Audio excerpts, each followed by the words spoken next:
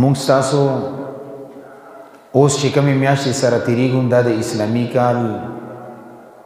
8مه میاشت ده اور شعبان نومې دی. پیغمبر علیه الصلاة والسلام به چې کله د رجب میاشت وکتله نو دعا به کوله چې اللهم بارک لنا فی رجب و شعبان وبلغنا رمضان. یا الله دې رجب میاشتې کې اور شعبان کې موږ د پر برکت واچي اور عمر ته نصیب کې چې رمضان ته ورسو. سمانه چې د رمضان میاشتې پورې ماته زندگی میلو شي اور زه روژې ونیسم. نو دا ډېره مبارکه میاشت ده. دیو جنا احادیث مبارکاو کې د دې ډېر زیات فضایل ذکر کړي شوي دي. او شعبان مشتق دی د تشعب نه. بعض علماء رائے دا ده چې شعبان د ټکي جوړ دی د تشعب نه اور تشعب په معنا د تقریب دی، نږدېوالی. څه مطلب چې په د شعبان میاشت کې د انسانانو ته د الله رحمتونه متوجي شي اور دا دومره پورې د رحمتونه دې ته متوجي شي چې آخر دا جنت ته ورسي. نه تقریب په معنا د نږدېوالي د جنت ته، دا معنا شو. او بعض علماء رائے دا ده چې شعبان مشتق دی د شعب نه او شعب په معنا د جمع کول. به څه معنا ده؟ یعنی دې میاشتې کې انسان ته الله پاک دا موقع ورکړي چې دا ډېر رحمتونه را جمع کړي. او بعض علماء دا ویلي چې دا شعب په معنا د اجتماع، دا معنا چې کم خلق دینا علاوه میاشتو کې خوروي کله یو ځای کله بل ځای، خو چې د شعبان میاشت راشي نه رمضان ته کور ته راځي نه یو ځای راجمع شي ځکه ورته شعبان ویلې کېږي. او بعض علماء رائے دا ده چې د شعب دا جمع ته ویلې کېږي، تفریق ته ویلې کېږي. دې میاشتې کې الله رب العزت د انسانانو د اعمالو جمع او تفریق کوي. لکه څنګه موږ د فیکټریانو کې کمپنیانو کې یو بیلنس تحریږي، یو شیټ تحریږي، هغه ته ویل کېږي بیلنس شیټ. څه معنا؟ دې کمپنۍ ته دومره مال راغلی، دومره خرڅ شوی دی، دومره ګټه کړې، دومره تاوان کړی دی. نه دې میاشتې کې د انسانانو د عملنامو هغه حساب کتاب برابرېږي ځکه ورته جمع تفریق په معنا د شعب نه معنا جمع تفریق نه شعبان ورته ځکه ویلې کېږي. او بعض علماء رائے دا ده چې شعب هغې لارې ته ویلې کېږي چې کوم غر طرف ته سړی بوځي او بلندي ته بوځي. نه د شعبان ته شعبان ځکه ویلې کېږي چې دې کې بلندي طرف ته سفر دی. اور انسان چې دې میاشتې کې اعمال کې روژه نیسي نه دی په موقع باندې یو بلندي طرف ته ورسېږي، اوچتوالی ورته میلوېږي ځکه ورته شعبان ویلې کېږي. دا معنی ټیک ده. نو شعبان بهرحال د برکتونو میاشت ده، د رحمتونو میاشت ده. انسان ته په دې میاشتې کې الله رب العزت رحمتونه متوجي کېږي. اور علماء دا لیکلي چې دا درې میاشتې رجب، شعبان، رمضان، دا درې میاشتې دا درې وړه د برکت نه مالامال دي. اور مفسرینو لیکلي دي چې کله به د رجب میاشت راغله نو صحابه اکرام رضی الله عنهم اجمعین به دا کار کولو چې د خپل معاملات پې راغونډول شروع کړو. چا باندې قرضه وه، قرضه یې ادا کړه. چا سره پیسې بند وې، هغې نه بې خپلې پیسې راواخیستلې. مزدورانو مزدوري پاته وه، هغې ته بې خپله مزدوري ورکړه. مونځ فرض خو به هسې صحابه اکرامو کولو، نوافلو اهتمام بې زیات شروع کړو، د قرآن تلاوت بې زیات شروع کړو. نو علماء لیکلي چې دې دپاره کولو دې د رمضان دپاره تیاري کوله چې بیا رمضان کې ماته اعمال کول آسان شي. هغې تاسو یو مثال باندې ځان پوهې کړي. یو سړی ته وایي چې زه به درځم فلانکې ورځې باندې او ستا میلمه یم. نه میلمه دپاره سړی مخکې نه تیاري کړي. دا نه چې میلمه راشي هله به څو سر څه شروع که نه، کومه ورځ باندې چې میلمه راځي سهار نه هغې دپاره تیاري شروع شي. دا خوراک تیار کی، دا اسکاک تیار کی، دا حجره صفا کی، دا بستره برابره کی. نه دا غرنګ دي صحابه کرامو به دا کار کولو چې کله د رمضان میاشت راتلې نه رجب نه بیغې د پر تیری شروع کړ، اعمال او اهتمام به شروع کړ. مایک بدل کا بل مایک راوړه. نو دوی به د اعمال او اهتمام شروع کو چې مونږه د روژې د پر تیری وکړو د اعمال او اعتبار سره چې به روژې کې مونږ ته اعمال کول ګران آسان شي. اور مونږ ته ولې د روژې کې اعمال کول ګران دي؟ مونږ خېبه غما پرتو الار د روژې اعلان شو، سبانه روژه د پښمنی ته تیاری نه وکړي، بیا منډه درړې وا، بیا سحر نه 12 بجې پورې پرتو مان نه ول روژه ده نه چې 12 بجې پورې ته خوب نه کې نور بس کوي ولې تا تیاری نشته ده. او دې صحابه کرامو به دا مزاجو چې دوی به مخکې نه تیاری شروع کړي و، نو روژې کې به ورته اعمال کول آسان و، ګران به نه ورته. نه پکار دغه چې زمونږ د دې میاشتې کې اعمال او تیاری د رمضان نه مخکې شروع شي. نن 10 شعبان دی، یعنی فکس 20 ورځې رمضان مبارک ته پاتې دي. اوس مونږ دا سوچو چې مونږ د میاشتې کې څومره اعمال کړي، روژې ته ما څومره تیاری کړي، تهجد اعتبار سره، د قرآن پاک تلاوت اعتبار سره، د صدقو اعتبار سره، د اعمالو اعتبار سره، نوافلو اعتبار سره. اور که موږ تاسو ځان سره سوچو کوم څنګه مو دا غون کال غفلت کې تیر کړي، ما غرانګي غفلت اوس هم د ایست تیری نشته. یاره ګورو به روژې اعلان وشي بیا به ورسره ګورو، دا د مسلې حل نه دی. نو اوس ځینې به تیری ورته شروع کړي.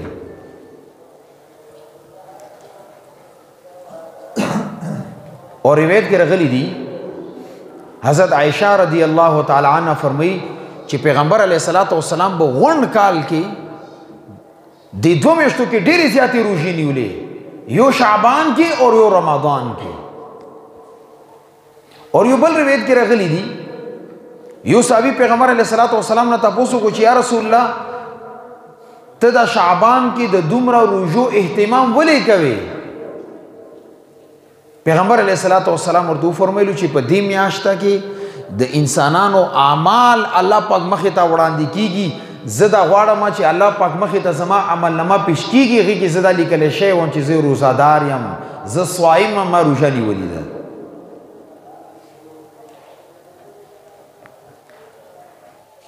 اور امت سره سخی ګړه کړي. پیغمبر علیه الصلاۃ والسلام به شعبان کې مکمل روژې نیولې، رمضان کې به فرضي روژې هغې بیا اسې نیولې. خو امت د پاره دا حکم کړی دی چې 15 شعبان پورې به تو روژې نیسې، 15 شعبان نه پس به تر رمضان مبارک پورې 15 ورځې امت ته منع کړي چې ته به روژه نه نیسې. ولې؟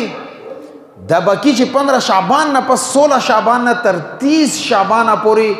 ته به د رمضان مبارک تیاری کوي چې ستا صحت ښه شي. داسې نه چې ته د مسلسل 2 میاشتې روژې ونیسې، صحت ته خراب وي، فرضي روژې د متاثره شي. روژې لپاره صحت ضروري ده، ولې چې صحت ته نه وي روژه نشي نیولی. نه که د 15 ورځې تا د آخري شعبان کې روژه ونیوله، یو کمزور انسان دی، خطره دغه ده چې دا بیمار نشي، خطره دغه ده چې صحت یې خراب نشي، خطره دغه ده چې فرضي روژې متاثره نشي. نه دی چې هغې لپاره پیغمبر علیه الصلاۃ والسلام امت باندې منع کېښودله 15 شعبان پورې روژې ونیسه، خو 15 شعبان نه پس په روژې نه نیسې، د روژې تیاري وکړه، صحت باندې خواري وکړه چې صحت ته ښه شي. دا د امت سره د کرم معامله ده. اور یو روایت کې راغلی حضرت علی رضی الله تعالی عنہ فرمایي اذا كانت ليله النصف من شعبان، چې کله د رمضان مبارک 15 تاریخ راورسي، چې کوم د موږ 15 وایو، یاره 15 کله دی، 15 کله دی، هغه 15 شعبان دی. نه شعبان ونه حذف ته صرف 15 ورته وایي. نو پیغمبر علیه الصلاۃ والسلام فرمایلو قوموا لیلها، تاسو په دې شپې کې عبادت کوئ، وصوموا نهارها، اور سبا ته روژه نیسئ. شپې اعمال، ورځې روژه. او بیا د حدیث کې پیغمبر علیه الصلاۃ والسلام دا نه ویلي چې صلو، تاسو مونځ وکئ لیلها په دې شپه کې، نه قوموا لیلها، په دې شپې کې تاسو قیام وکئ.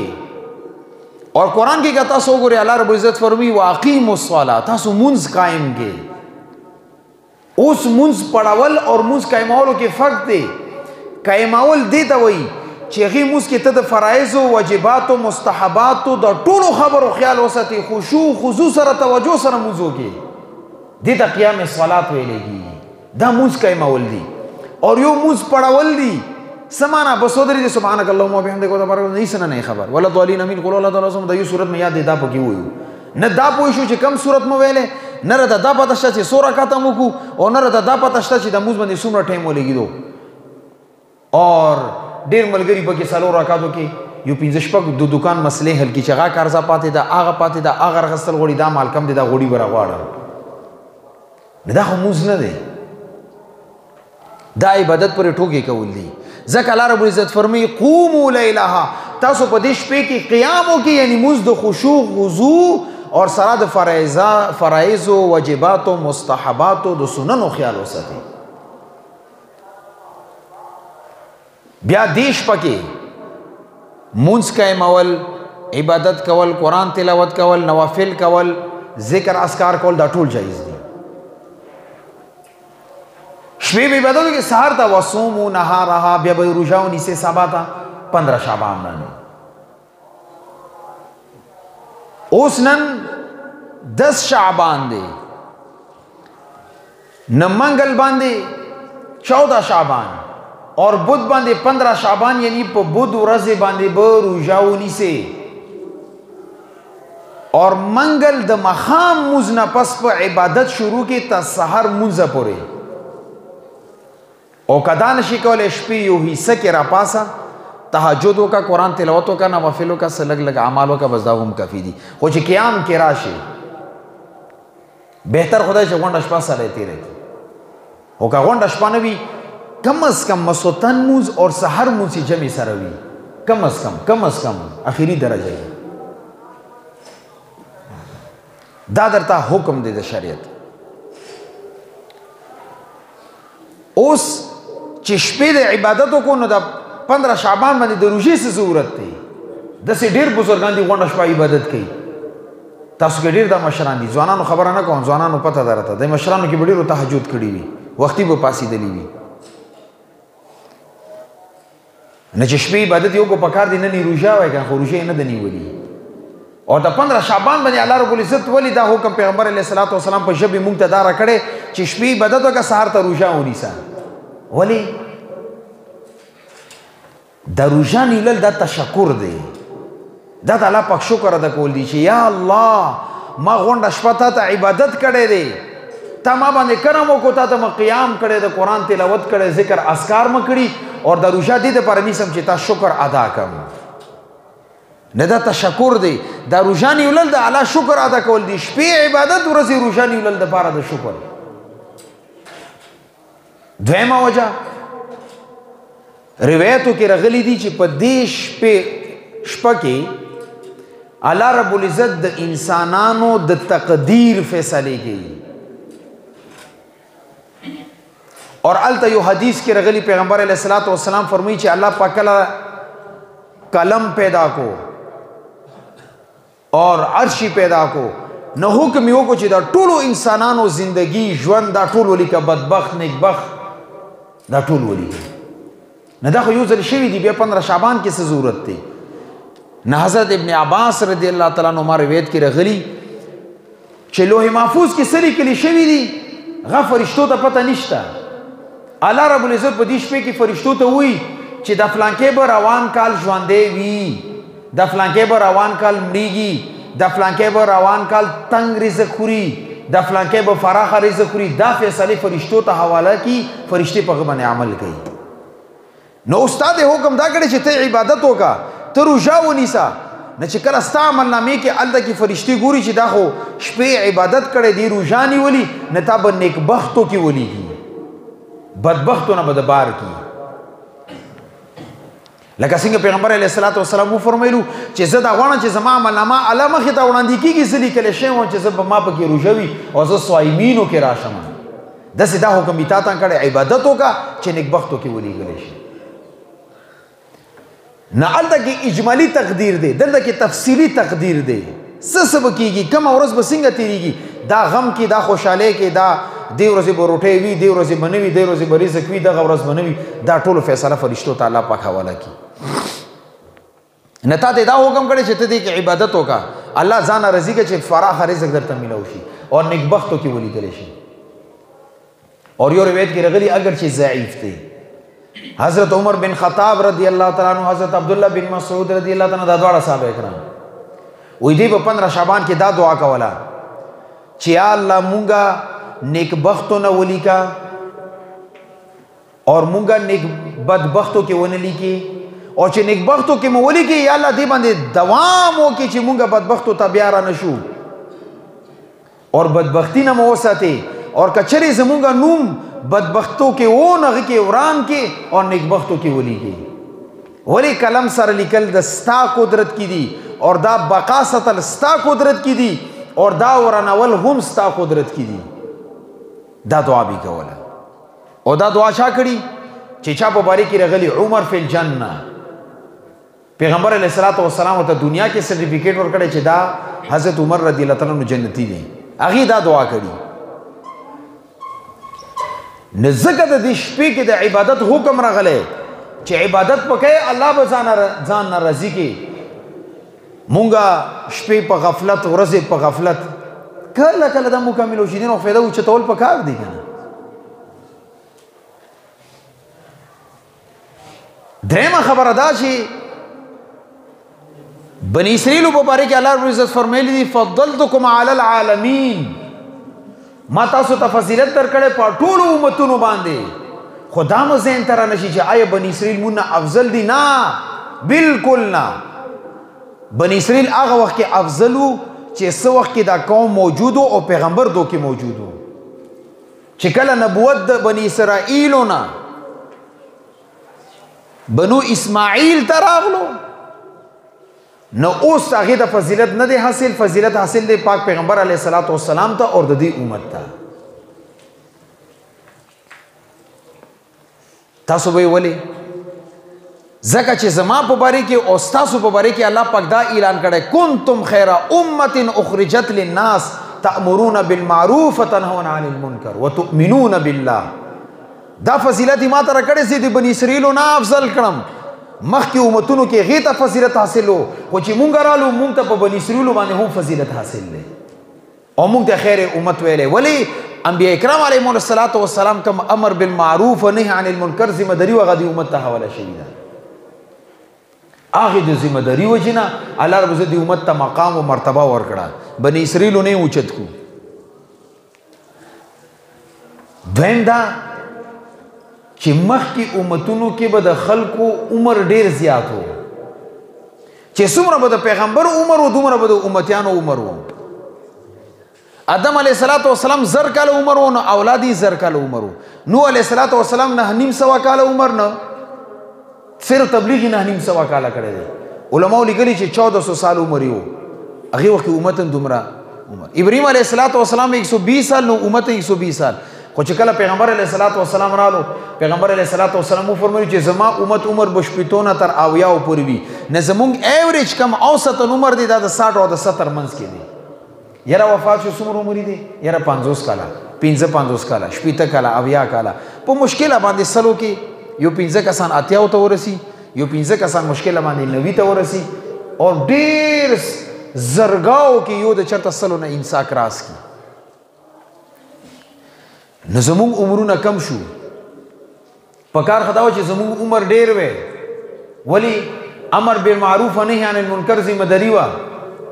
پکار دي چې عمر ډیر وی. خلا رب العزت سره دا کرم وکړو چې نه عمرونه درته کموم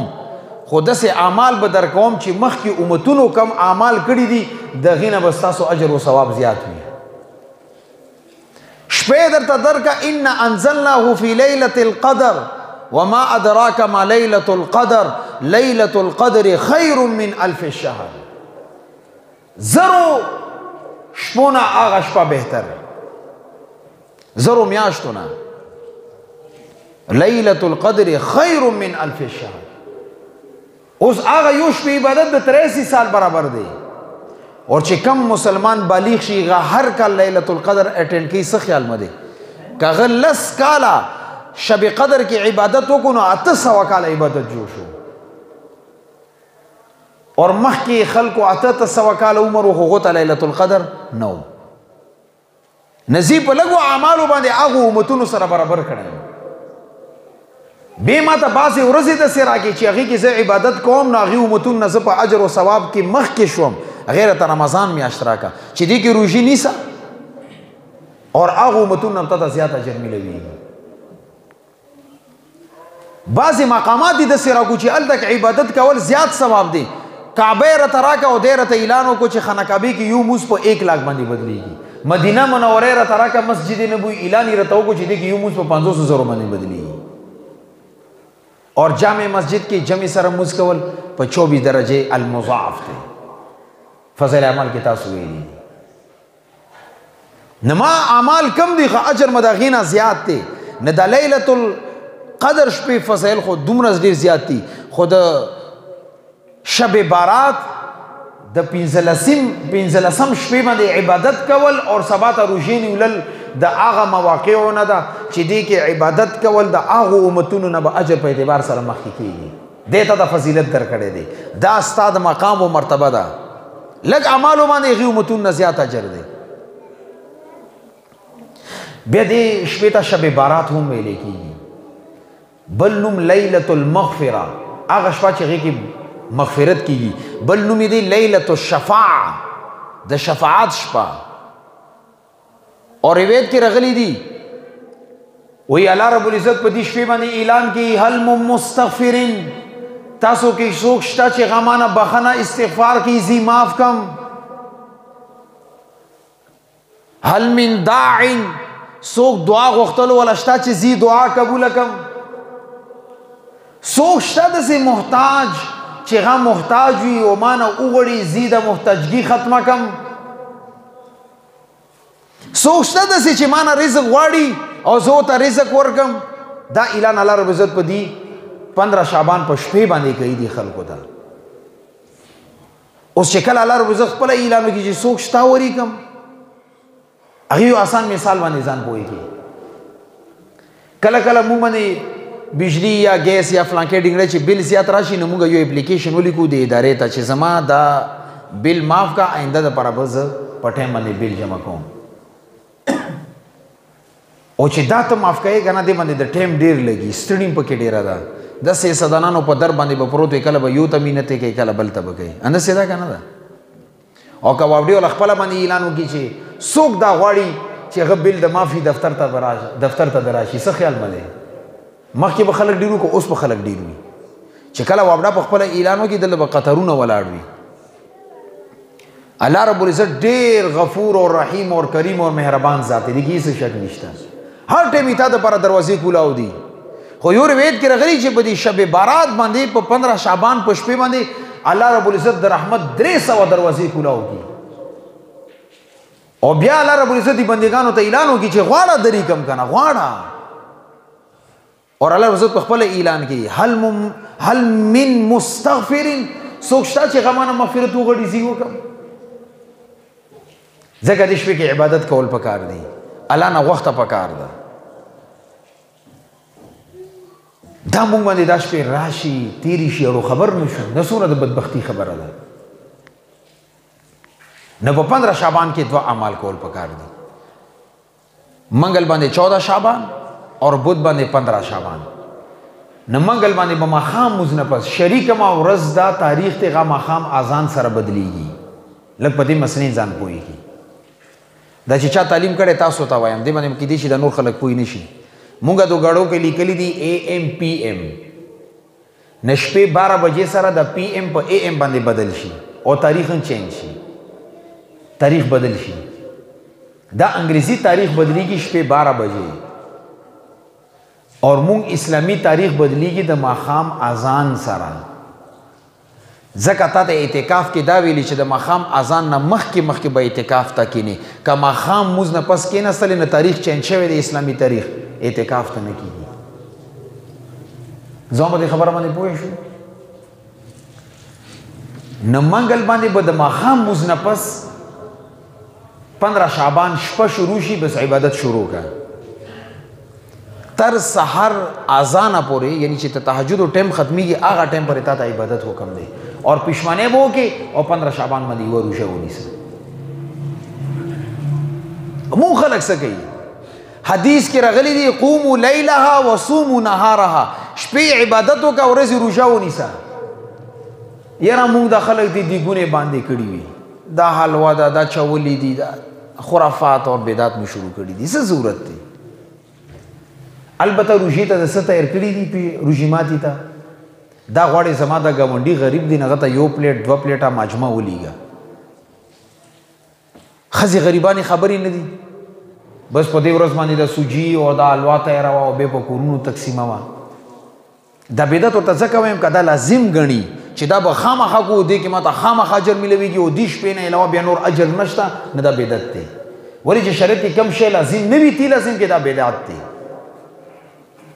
اسې 1 پلیټ 2 پلیټه غریب ته ولیږلو ځان ته د ښه خوراک تیار کړی دی که هغه صدقه کړي نو هغې کې څه مسله نشته اوس خو د الحمدلله الله کرم دی مخکې د مشرانو نه تپوس وکړي په دې 15 شپې باندې به دا پټاخې او دا تمباچې وایي فایرنګ دی ګلو کوڅو کې به یاره تماشې لګېدلې وې شرمول و اوس الحمدلله علماو محنت وکړو تبلیغي جماعت محنت وکړو چا تبلیغ کې وخت ولګېد هغه عمل والا جوړ شو نه د شیز ختم شو الحمدلله د چې کم شي ثابت دی هغه کوه چې کم ثابت نه دی نه هغه مې ولې پیسې بربادوي اور بدعت کې خدا نقصان دی چې ته وایي چې ما ته اجر ملېږي په هغې باندې ته جهنم والا جوړېږي اور ذخیرة الجنان کې شیخ سرفراز صفدر سے رحمت الله علیه لیکلي دي چې د مسجد منبر او محراب کې سل بوتله شراب اوس کې دي دومره ګناه نشته لکه څومره د یو بدعت ګناه ده ولې دې سړي چې کله دلته شراب وڅښلو دې ته پته ده چې ما ګناه کار کړی کله خو به توبه وباسي که نه کله خو به الله نه معافي وغواړي که نه اور بدعت والا حرام کار کې لاګیا دی هغه وایي زه ثواب کار کوم دغه توبه به وباسي ښه اب الله طرف ته متوجه شي هغه وایي زه ثواب کار کوم ثواب کار کې به څه توبه وباسي او حالانکه هغه ګناه کار کې مبتلا دی دا نقصان دی په بدعت کې نه په دې شپې کې چې کوم بدعات دي رسومات دي نه ځان وساتئ څه درته شریعت ویلي هغه وکړئ شپې قیام ورځې روژه نیولل تاسو دا عمل صرف خپل ځان پورې محدود نه کړئ ته خو مسجد ته رالې تقریر د واورېدلو خبرې تا زنانه به دې نه نه خبرې زنانو ته صرف دا ووایه چې منګل باندې ماښام مونځه پس عبادت وکړي سهار مونځه پورې اور 15 شعبان باندې یعنی په 8 مارچ باندې روژه ونیسي دا ورته کم از کم ووایه ستا دا ورسره نرینهو کې اعمال و جذبه نشته زنانهو کې اعمال و جذبه ډېره ده یو زنانه چې سروزه ولګي هغې زندګي کې انقلاب راغلی وي اور دا غزوان چې 4 میاشتې ولګي ما هغه کوږ لرګی وي بیا به ورباندې محنت کوي نه زنانهو کې د اعمال و جذبه زیاته ده په نسبت نرینهو کې نو خپل زنانه د اعمالو کې ځان سره شریک کړي نور خو ماسې ظلم کړی نور د لمونځ فرایضو پته شته نه واجباتو نه مستحباتو بس زندګي د تېرېږي خړې اوبه او ړنده میانو کیسه ده هېڅ نه یو خبر خو چې کم از کم دغه چې کم مقدس شپه راشي یا ورځ راشي کم از کم دې کې خو ځان سره اعتماد کې اخلي که نه نو خپل زنانه د دې اعمالو نه خبرول پکار دي چې دې اجر و ثواب کې هغې موږ سره شریک شي او شیخ عبدالقادر جیلاني رحمت الله علیه فرمایلی دي چې په دې شپه کې دې ته شب بارات ځکه ویلې کېږي چې کم د الله رب العزت اولیاء دي کم د الله ملګري دي الله پاک هغو ته خلاصۍ نصیب کړي د جهنم نه ځکه ورته بارات ویلې کېږي اور دویمه وجه ذکر کړي ده چې کم خلک د الله دشمنان دي هغه الله پاک د نیکبختو نه بار کی اور بدبختو کې واچوي او هغو نه الله پاک د بارات اعلان کوي چې زه دې خلکو نه بری یم نه ځکه ورته شب بارات ویلې کېږي او بل روایت کې راغلي چې په دې شپې کې الله رب العزت د ټول مسلمانانو مغفرت کی خو 2 کسانو نه کوي 2 کسانو یو مشرک چې الله سره شرک کړی وي دویم هغه سره چې غزر کې کینا وي دا ولې دی دا ولې دی سره بنگلا ولې دی سره گاډي ولې دی سره پیسې ولې دی دغه تقریر ولې دی دغه تبلیغ ولې دی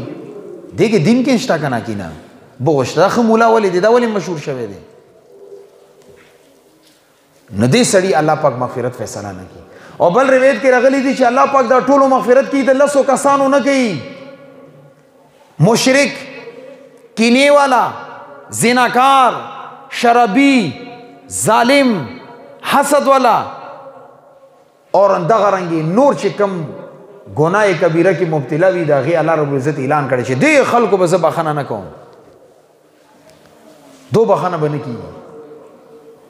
اور دې لسو کې یو ګستاخ رسول هم دی چې کم سره د پیغمبر علیه الصلاۃ والسلام څه قسمه ګستاخی کی دغه مغفرت په دې شپه کې نه کیږي د مشرک سره برابر کړي دي اور حسن بصری رحمت الله علیه په باره کې رغلی چې په دې شپه به کو نه بار راغلو د مخ رنگ به بدلو شاګردانو به نه تاسو کو چې استاد جی د مخ رنگ د ډیر خراب دی وې دسه بخریدو لکه قبر نه مړې را پاسه نه حسن بصری رحمت الله علیه ورته جواب کیو فرمایلو چې زما بچو نن د الله رب العزت طرف نه فیصله کیږي آیا ز هغه کسانو کې هم چې زما مغفرت شوه دی او کنه کچری زما ګناهونه وی او چې زه بدبخت جوړېږم جهنم ولا جوړېږم د ما د بره د ډیره د افسوس خبره ده اور کچری نیکو اعمالو باندې الله پاک زما د بخښنو فیصله کوي نه زما ته خپل نیک اعمالو پته نشته چې الله پاک به قبول کی قبول نه کی دیو جن خفایا مخ رنگ مبدل شوی دی مشرانو د شب بارات د دې شپې دومره خیال ساتلی دی دومره اهتمامي کړی دی نه زما مسلمانانو په دې 15 شعبان باندې عبادت وکړي